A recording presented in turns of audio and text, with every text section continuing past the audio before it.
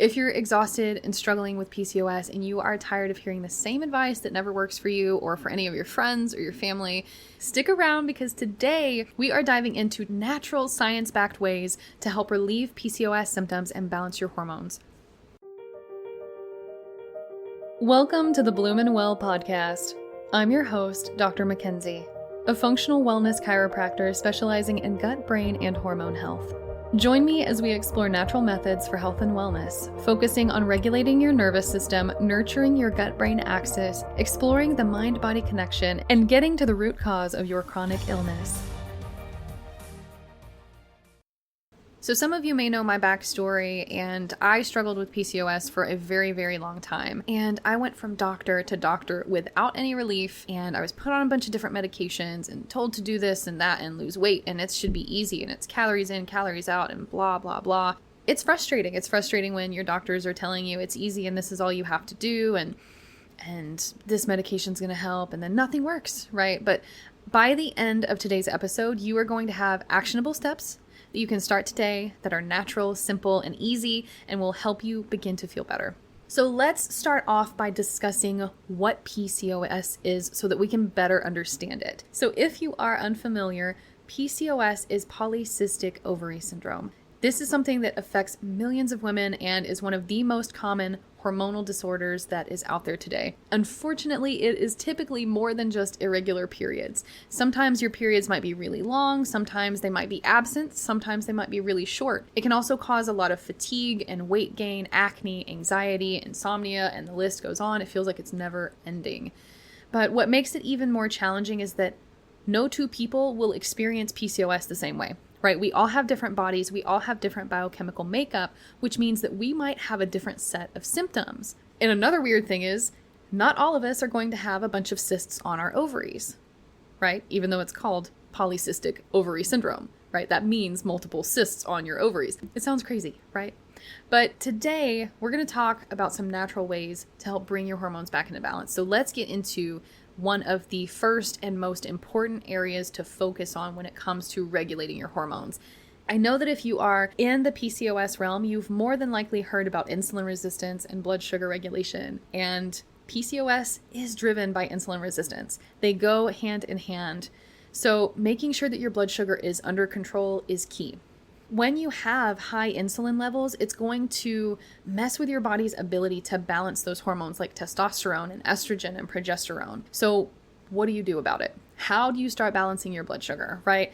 Everyone hears go keto or go carnivore or take inositol. There's tons of ways that you can help balance your blood sugar, and there's not one specific way that's going to work for everyone, right? Again, we're all different. But let's talk about some general ways that might benefit you. Fiber is one of your best friends. Okay, eating fiber-rich foods like leafy greens, berries, nuts, and even whole grains helps to stabilize your blood sugar levels. So when you eat a carb and you eat it with fiber, instead of your blood sugar spiking up really quickly after your meal, it's going to release that energy much more slowly. So let's say that you're having breakfast. Try replacing those refined carbs like white toast with something that is whole grain or even like oatmeal topped with chia seeds and berries. It's not about avoiding carbs necessarily, but we don't want to eat naked carbs. Like you don't want to eat just raw sugar, right? You don't want to eat a bunch of processed foods that don't have something that's going to dampen the effects of sugar on your hormones. So some other ways that you can help balance your blood sugar in terms of diet is protein. When you eat any carb, you want to eat it with protein, you want to eat it with fat, and you want to eat it with fiber like we talked about. So protein and fat are also fantastic for helping to dampen that spike in sugar, but protein specifically also helps to build muscle.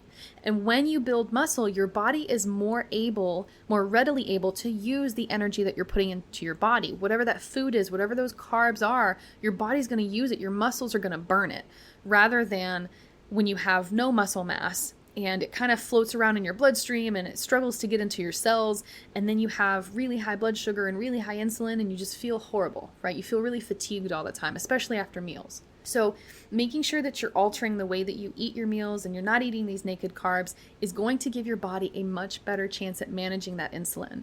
And it's all about consistency. It's all about balance. It's all about staying with those small steps. So Even just swapping out a high sugar snack for something that has more fiber or a little more protein, like an apple with almond butter instead of a piece of toast with peanut butter, can be huge for your hormones. Next up, we have movement, which ties into the muscle mass that we were talking about earlier. So I'm not talking about doing high intensity workouts or spending a lot of time in the gym, because the truth is, when you have PCOS, high intensity exercises, for some of us, can actually do more harm than good because of the high cortisol levels that we already have due to inflammation and metabolic dysfunction. So if you have PCOS and you've tried HIIT workouts or CrossFit or, running or something really high impact and high intensity, and you find you're gaining more weight or you're not losing weight and you're getting really frustrated, it could be because your body is already in a stressed state, and that extra stress from the exercise is pushing your cortisol levels even further, which is dysregulating your hormones even more, which means your body's going to cling on to that fat like it's life or death. So what do you do instead, right? Looking at low impact exercises like yoga, walking, Pilates, these can be more impactful for a lot of us who have unmanaged PCOS. So I know when you're in the middle of it and you're just starting with something low impact like yoga or walking or Pilates or even swimming, you might feel like, oh God, this isn't doing anything for me. How am I going to lose weight like this? My heart rate's not even that high, or I'm not burning enough calories, or I'm not doing enough. These low impact exercises are still going to help build up your muscle so your body isn't consistently trying to hang on to that fat. Because when our cortisol levels are really high, our body is in a stressed state. It thinks it's in a life or death state, and it needs to hang on to as much energy as possible in order to survive, which is why it clings on to fat. So when you do these things and you're lowering your stress levels and you're lowering your cortisol and you're moving your body in these really gentle and mindful ways, it tells your brain that it's okay. It's okay to relax. It's okay to breathe. It's okay to be at peace in this moment. And this is going to help your body to lose weight, especially around the abdomen. So a simple way to do this is by just starting with 5 to 10 minutes of walking a day. Maybe it's a quick walk around the block or a few yoga stretches after you wake up. Regardless, again, small steps will add up over time and help your body find balance. One thing that I find quite impactful, especially with PCOS and even insulin resistance, that's, if you have a male that has insulin resistance, you can tell them this as well. Short walks, even 2 to 5 minutes immediately after you finish a meal, can help your cells uptake that glucose rather than allowing it to stay in the bloodstream and spike your cortisol and spike your insulin, which means you're not going to feel as fatigued after you eat if you walk for just a few minutes after you eat. So if you're able to, try to walk for just a couple of minutes after each of your meals, and try not to just jam it into one really long workout session at the end of your day. So speaking of cortisol, let's talk about stress management. So chronic stress, as we've talked about a lot on this channel, is a huge deal for women who have PCOS, because high stress levels are going to throw your hormones so off balance. You might not even know it, but when your body is in a constant state of stress, it is producing more and more and more of that cortisol, which can exacerbate PCOS symptoms like fatigue, anxiety, weight gain, your typical PMS symptoms, even the pain associated with your periods. So one of the best ways to actually manage stress is through mindfulness practices like meditation or journaling or even deep breathing exercises. So carving out a little bit of time each day to focus on yourself and focus on that present moment, just like we were talking about with the walking, sounds so simple, I know, but it can be super effective on balancing your hormones over time. Remember, these things that we're doing are not going to be a quick fix, right? Quick fixes are not typically sustainable. So with meditation, I like to start with 5 to 10 minutes a day with my clients and my patients. 5 to 10 minutes a day in your morning, just before you get out of bed, is fantastic. It sets you up for a good mood and for a good day, right? And it's the same with journaling. I often have clients and patients who I have them journal just before bed. Journaling before bed, doing a brain dump, saying, here's everything I'm worried about. Here's everything I can't forget before tomorrow. Here's 3 things I'm grateful for that happened today. All of that impacts your cortisol levels. It sounds so simple. It sounds crazy, I know, but there is research to support these things, right? Health doesn't have to be complicated. It really doesn't. Neither does recovery. So pay attention to how your body feels every time you meditate, every time you journal, every time you're doing one of these small little steps to feel better. And over time, I promise you it will make a difference. Let's move on to anti-inflammatory foods and supplements.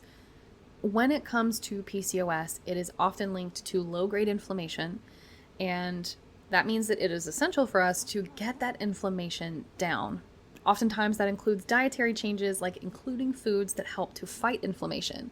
So we did previously talk about foods that are going to help regulate your blood sugar, but foods that are going to help combat inflammation directly are going to be things like your fatty fish and olive oil and avocado, these healthy fats that are packed with omega-3 fatty acids and omega-6 fatty acids, your walnuts, your almonds, your pumpkin seeds, chia seeds. All of these can contribute to reduced inflammation. Your berries and leafy greens, your fruits and veggies, right? All of the really bright colored foods are often packed full of different types of antioxidants, which can combat free radicals that lead to inflammation and tissue damage and cell damage, as well as getting rid of that inflammation that's going on with the PCOS and the hormonal imbalances. If you feel like you're not getting enough through your diet and your inflammation levels are really high, omega-3s can be integrated through a supplement protocol. Now, if you're going to try out omega-3 fatty acid supplements, I do recommend one that has EPA and DHA. These are going to be the most effective when it comes to reducing the inflammation associated with PCOS. Another common supplement that is associated with PCOS and specifically insulin resistance is inositol. And if you are in the PCOS side of the internet, you more than likely have heard of inositol. So plenty of research is coming out that is showing this specific supplement is capable of combating insulin resistance and improving ovulation in some women, which means higher fertility rates, less PCOS symptoms, more frequent regular periods, and less chronic fatigue. And I do want to say that if you are interested in starting with supplements, always make sure to talk to a healthcare practitioner who understands PCOS. Let me say it again, for those of you who ask doctors and they tell you, here's some birth control or just go lose some weight. Make sure you talk to a healthcare provider who understands PCOS. And also remember that healing is not a one-size-fits-all journey. So if the inositol works for somebody, it may not work for the other person. But the key is to be patient and be consistent, because it's definitely possible to find what works for you and to find what your body wants in order to be in balance. So before we do wrap things up, I want to leave you with this. Managing PCOS naturally is not about making drastic changes all at once. That is going to stress the body more, create more inflammation, spike your cortisol, spike your insulin. That's not what we want to do. So it is, however, about incorporating small and manageable habits that are going to support your body's ability to heal and to recover and find that balance. Whether it's adding more fiber and protein to your meals, walking 10 minutes a day, or even practicing that deep breathing that we talked about, or practicing the meditation and journaling before bed, each step that you take is going to bring you closer to that balance. Thanks for tuning in to the Bloom and Well podcast. If you found value in today's discussion, don't forget to like and subscribe on your favorite platform. Your support means the world to us. Until next time, happy healing and keep bloomin' well.